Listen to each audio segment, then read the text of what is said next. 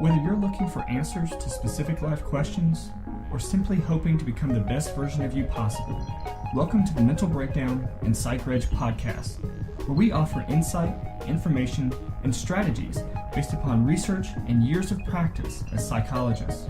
So sit back, have a listen, and get connected with our hosts, Dr. Berney and Dr. Richard Marshall.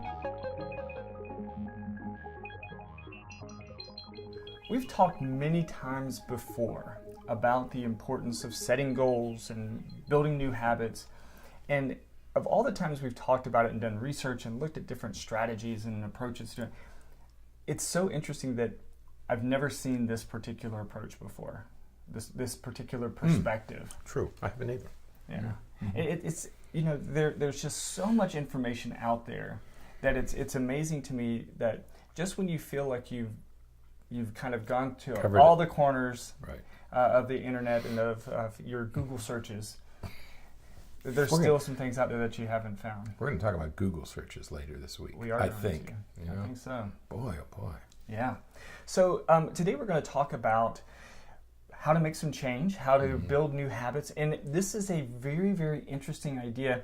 We're actually pulling this from an article at Medium.com. Our friends at Medium. Yeah, but it's actually a quote, perspective of Jerry Seinfeld, the comedian. When you were giving the introduction, I thought, I was thinking to myself, and it took a comedian to get us here. Right.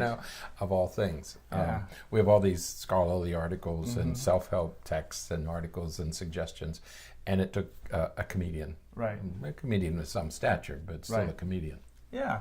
So this is the quote, and so this is what we're going to kind of talk about, just as a strategy for building these new habits. And this is the quote from Jerry Seinfeld from over a decade ago. Right. The quote, he said, "For each day that I do my task of writing, I get to put a big red X over that day. After a few days, you'll have a chain. Just keep at it, and the chain will grow longer every day. You'll like seeing that chain, especially when you get a few weeks under your belt. Your only job next is to not break the chain. Don't break the chain." Right.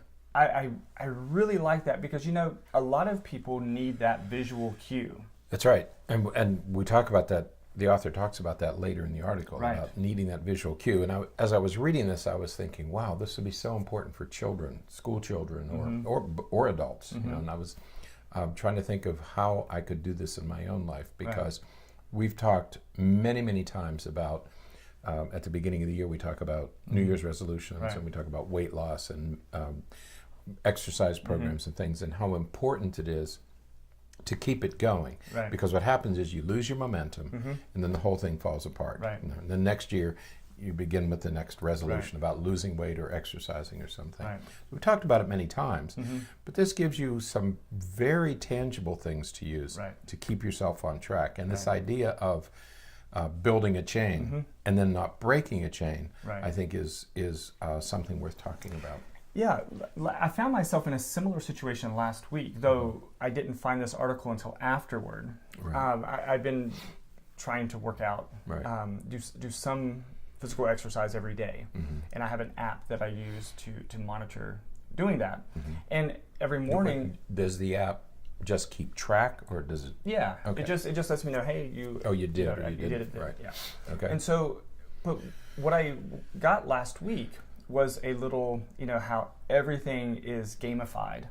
And so I got an achievement because I had... You got an achievement award on your phone? I did. I got a little... It's probably a participation achievement. trophy. That's right. It's an honorable mention. He was here. The only other competitor was me. Right. It was me against my phone.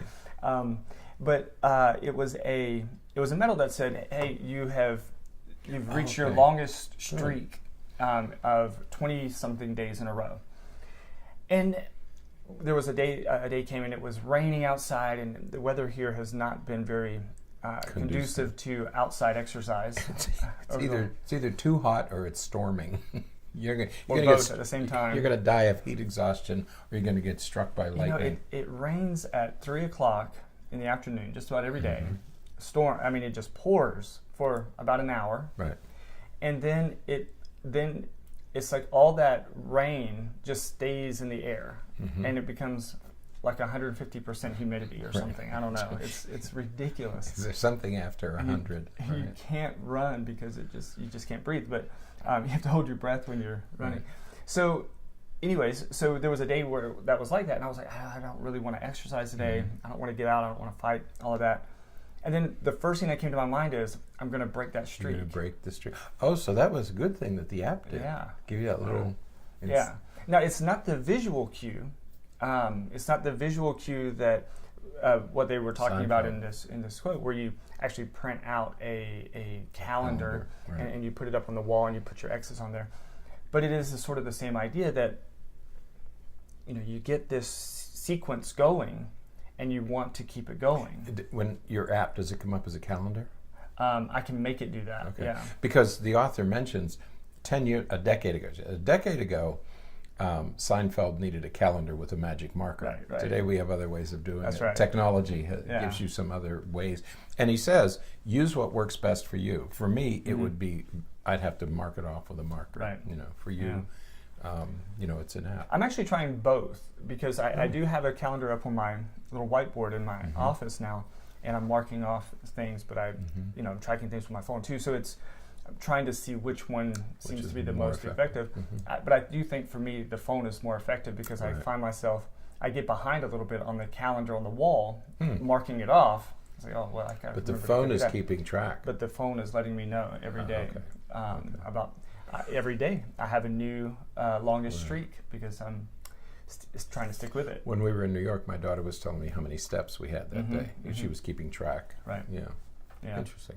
So it's a really nice article that talks about this, the importance of monitoring these things, of keeping up with these things, but using it as a motivation, as a drive, as an encouragement, as a reminder to keep working towards your goal. What I liked about this article was the idea that you keep the momentum. Because eventually what you want to do is you want to build a new habit. Right. We all are creatures of habit. Okay. Whether you want to believe it, we are all creatures of habit. We get into routines and we stay with our routines, whatever they are. And in order to change a routine takes a long time. You know where that came from, that notion? It was a plastic surgeon back in the 1950s who discovered that his patients couldn't get used to their new, it took about 21 days for his patients to get used to their new faces. And that's where the idea of about 30 days to build a new habit, that's where it came from. But there has been research done since then that suggests it's probably going to take more than 30 days. But you have to keep it going. The important thing is you have to keep it going. And that's what I like about this, is it teaches you, gives you very specific ways of keeping track of the chain and not breaking the chain. Right. Yeah, the thing too is, and again, I think that this is just an important potential strategy for people to try, because what will happen is, again, there will be days when you just don't have the energy, you just don't, the weather's not going to, whatever the case may be. There's lots of odds against you. Lots of excuses. Lots of reasons not to do it. If you set the goal appropriately, if you, not even the goal, if the bar for each day is set at an appropriate level, you can achieve it without going overboard. And the example, I'm going to stick with the app that I'm using, because this is something that I'm really familiar with. My app counts it as long as it's a 15-minute workout. Okay. As long as it's just 15 minutes. Oh, okay. Did you set that? No, the app set it. The app set it. Okay. 15 minutes. So now usually I'll go for like a 30-minute jog, or a 30-minute workout or something. But on those days that are really difficult to do something, I can do 15 minutes. I can do 15 minutes of anything. All right. So what that does is that allows me to meet the goal, meet the short-term daily goal, without putting myself so far out that I'm not going to do it. Because if I had to do 30 minutes or 45 minutes or something like that, I just wouldn't do it. Well, and that so many people say that I just can't go to the gym. It takes me a half hour to get there. Then I have a 45-minute workout. Then I have to take a shower and change. You know? I don't have 2 or 3 hours every day to work out. Is frequently what people are telling me. Right. Yeah. But if you set it to where it's like, okay, I'm not going to go to the gym, but the goal is to work out for at least 15 minutes a day. Right. You can do that anywhere. You know, you can go for a walk down the road. You can, you know, go up and down the stairs at work. You can do lots of different things. You can stretch for 15 minutes, which is you could. Okay. Right. So that's a good idea. So make the daily expectation something that you're typically going to exceed, probably. Right. But something that is absolutely doable, almost no matter what. Because otherwise you do nothing. Right. You know, you say, well, I can't do this, so I'm not going to do anything. Right. And it's the doing nothing that stops the momentum completely. Right. You know, if you just did the 15 minutes, or if you just did that little segment. Right. At least you did something, and you don't reach that discouragement, that frustration that I'm out of my sync now. I've lost all my achievements now. And you lose your momentum. You Once broke again, the chain. You lose your momentum. Right. And that's what it is. Whether it's no matter what it is. Right. So the moral of today's story: don't break the chain. I just thought about keep the chain going. College kids. You know, if you study every day, you get in the habit of studying every day. If you study only for tests, you never build that. You have to study every day. You have to cross it off your list. I did my 2 hours. I did my 1 hour. Even if it's 1 hour, it's better than cramming, which we all know. Yeah. Interesting. So he starts off with all these other writers, which I thought was curious, all these sort of specialists. And he talks about Malcolm Gladwell and the 10,000 hour thing, getting things done, right. But he goes to Seinfeld and says, he's got a great idea, you know, break the chain. So, having read this and talked about this, guess what I'm going to do when I leave here now? You're going to print out a calendar. No, I'm going to go to a store. I'm going to take everything off my refrigerator door, all that clutter that's on all of our refrigerators. I'm going to put that calendar on the refrigerator door, and I'm going to start keeping track of this. And I'm going to do it with my daughter. She's a tennis player, and she's getting ready for her next tennis season. And she has some specific goals that she's supposed to accomplish this summer. And I'm going to set her up, I think, with this kind of a system. She may choose to use her phone because she's much more technologically savvy than I am. But I'm going to set this up today. Yeah. It's a really interesting. Right, and I think I'll set it up in my office as a calendar. Yeah, it's definitely sustainable. Yeah, when you think about 15 minutes, and I'm guilty because I used to run every day, which was a 45-minute process. So you get up, you stretch, you run, you come home and take a shower. It's 2 hours. Right. I keep telling myself I don't have 2 hours. Right. But I have 15 minutes. Yeah. So there's no excuse. So yes, I'll set it up for 15 minutes, and I'll probably exceed that most days. Yeah. But at least I get started. Right. I'm going to be the Warren Buffett of my exercise routine. All right. He talks about Warren Buffett in there. Yeah.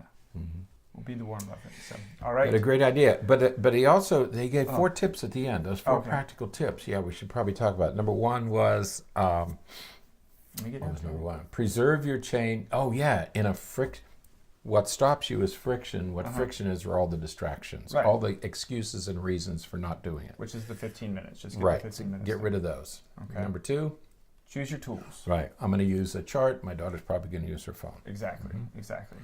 Create outcome-based requirements for every link you add to the chain. And again, so if it's 15 minutes of working out, I didn't say that it had to be running for 15 minutes. I didn't say it had to be lifting weights for 15 minutes. Just anything, just working out for 15 minutes. But it's outcome-based in that it's just a workout. The outcome is a workout. Some kind of workout, not just being there. Right. Participation trophy. Right, exactly. Right. And number 4 is set reasonable boundaries that keep you on track. This is what I liked about this, is that don't be so ambitious that you talk yourself out of it. Right. Start small, work your way up. And that's what I'm looking forward to.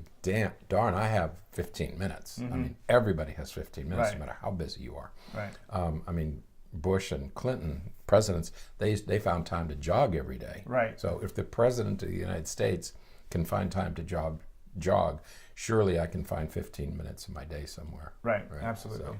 So, all right. Good. Thanks. Yeah. No problem. Anything I can do to help, just let me know. All right. That is it for today. And you wonder why we love you so much. I don't wonder. Jeez. I just know. All right. Until next time. I'm so sorry. Stay happy, stay healthy, and forget to be afraid. Thanks for sharing this episode of the Mental Breakdown and Psychreg podcast. Be sure to check out the show notes for links to follow us on Twitter and subscribe to our YouTube channel, where you will find all of our previous podcasts and much more. We would be honored if you would become a patron through patreon.com, where any donation you can manage will go to the development and creation of more content. Just visit patreon.com/thementalbreakdown for more information. Thanks again for listening. Have an awesome day, and we look forward to being back in your feed tomorrow morning.